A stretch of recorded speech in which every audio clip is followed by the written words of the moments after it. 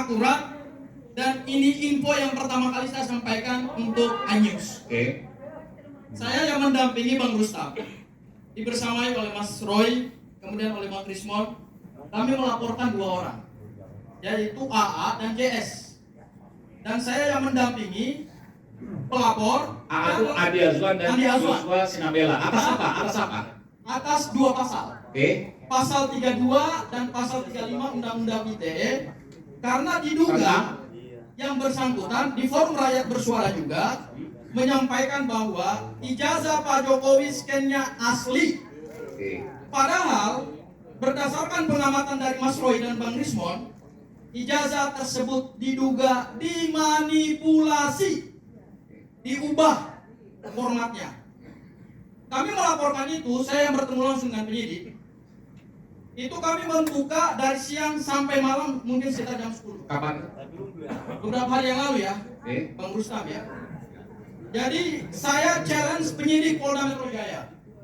Yang kami laporkan itu kalau dalam hukum pidana, itu ada 3 hal.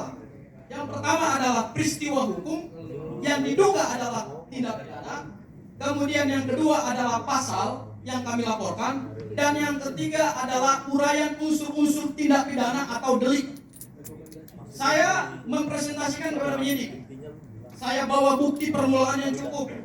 Saya presentasikan unsur-unsur pidananya, pasal 32 dan pasal 35. Saya presentasikan juga pasal 32 dan 35 berdasarkan unsur deliknya. Lalu kemudian kami berdebat.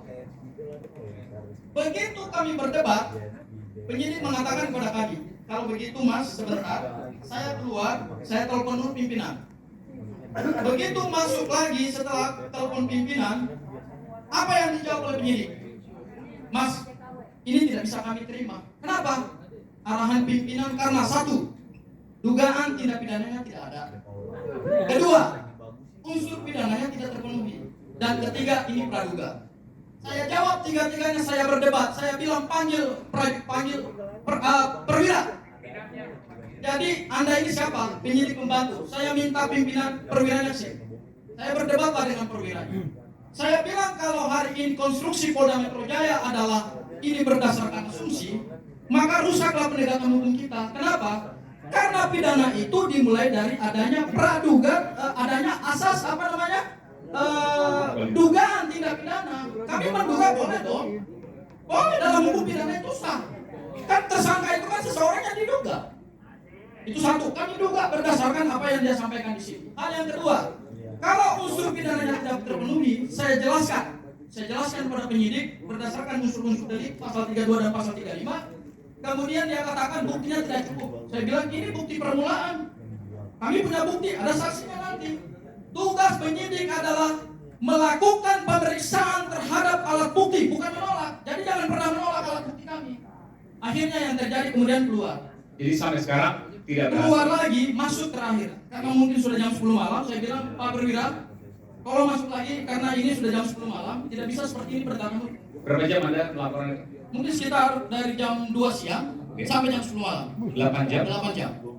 Apa jawaban pimpinan terakhir? Apa jawaban penyidiknya terakhir? Pak, ini arahan pimpinan. Oke, masuk ya. Saya bilang kepada penyidiknya, hari ini kita sama-sama harus sepakat bahwa Anda menolak laporan Pak Rustam Effendi terhadap 2 orang, yaitu saudara Andi Azwan dan Joshua Sinambela, itu bukan karena 1, alat buktinya tidak terpenuhi, deliknya tidak ditemukan, kemudian tidak ada peristiwa hukumnya, tetapi Anda tolak karena arahan pimpinan. Dan itu kita sepakat bersama. Saya tanya, arahan pimpinannya siapa? Wakil Direktur Tindak Pidana Cyber Polda Metro Jaya. Tadi itu disebutkan kepada kami. Dan saya bilang, kalau begitu saya pinjam pernyataan Anda, saya akan sampaikan ini kepada publik. Bahwa Polda Metro Jaya melakukan penegakan hukum tidak berdasarkan due process of law, tetapi berdasarkan arahan pimpinan.